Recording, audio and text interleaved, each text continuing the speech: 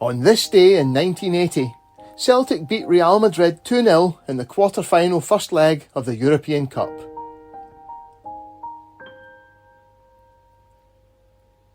When Celtic were paired with Real Madrid in the draw for the quarter-finals of the European Cup on the 16th of January 1980, it sparked off the kind of excitement last seen in Glasgow over a decade before.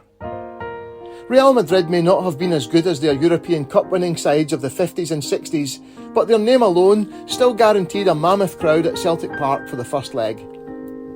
Hugh Taylor wrote in the Evening Times of the 16th of January 1980, "The glamour of Real Madrid, 6 times winners of the Premier Club tournament, will ensure a sellout at Parkhead for the first tie on March the 5th.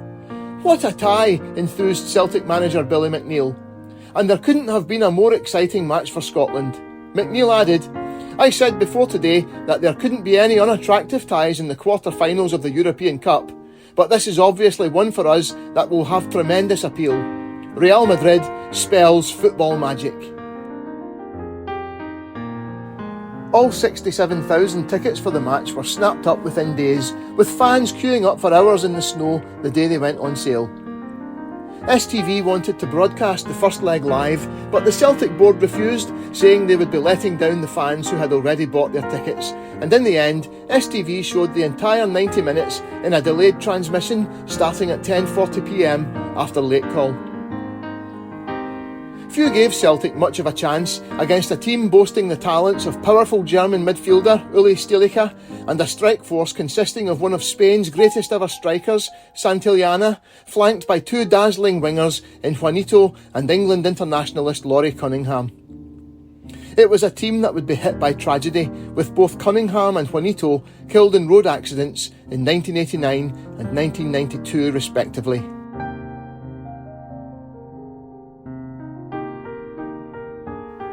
In an electric atmosphere, Celtic lined up Latchford, Snedden, McGrain, Aitken, MacDonald, McAdam, Provan, McCluskey, Lennox, McLeod, Doyle. Subs, Bonner, Lynch, Davidson, Burns, Casey. Real had the better of a frantic first half, although George McCluskey brought out a good save from Ramon in the second minute. Things were looking ominous for Celtic, with Laurie Cunningham looking very dangerous. Ian Archer wrote in the Express of the 6th of March 1980, "The Englishman might have scored as early as the 5th minute when he outran fullback Snedden in a 40-yard chase, and only Latchford's quick anticipation stopped a goal as he came out to block.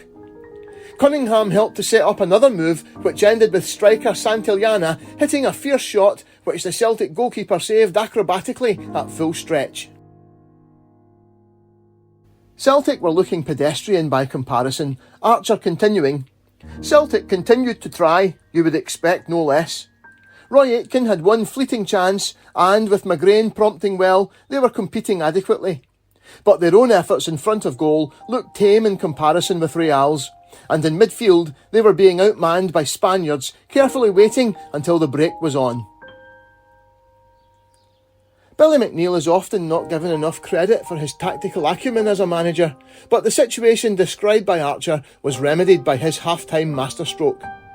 Davy Provan, identified as a major threat by Real before the match and carefully policed in the first half, was pulled back and inside into midfield, giving Celtic more numbers there and opening up acres of space for Alan Snedden to exploit on the overlap. Roared on by the biggest crowd Celtic Park had housed in years, and never equalled since, Celtic stepped up a gear in the second half and went ahead just 7 minutes in. Alex Cameron reported in the Daily Record of the 6th of March, "The man who made it was fullback Alan Snedden. He ran at the Real defence from 35 yards out. They were clearly surprised and backed off. Snedden saw a channel all the way to goal and hit the ball as hard as he could. Ramon nosedived on top of it. The ball bounced away from him and McCluskey was on the spot to drive it into goal. Parkhead exploded with joy." Celtic continued to attack, and Tom McAdam had a header cleared off the line by Stilica with the keeper beaten. Hugh Taylor wrote in the following day's Evening Times, "Celtic were in full flow, inspired by the mighty Danny McGrain, playing the game of a lifetime dotted with red letter displays." In 74 minutes, Celtic were in dreamland when Snedden again advanced dangerously on the right wing and flighted an inviting cross into the area where Johnny Doyle came powering in at the back post to head emphatically past the keeper. It might have been an even bigger win if a late strike from Roy Aitken had not been ruled out for offside. The 2-0 win over Real Madrid, following unconvincing performances against Partizan Tirana and Dundalk in the earlier rounds, was the European high watermark of the decade for Celtic, who were now only 90 minutes away from the European Cup semi-finals. Hugh Taylor wrote, "It is only half-time in the tie, of course. Celtic have a daunting task in Madrid, but after that pulsating performance, who will say that Celtic, bravest of the brave, a young team who now know they are right at home in European aristocracy, won't pull off another victory about which songs and legends will be composed?"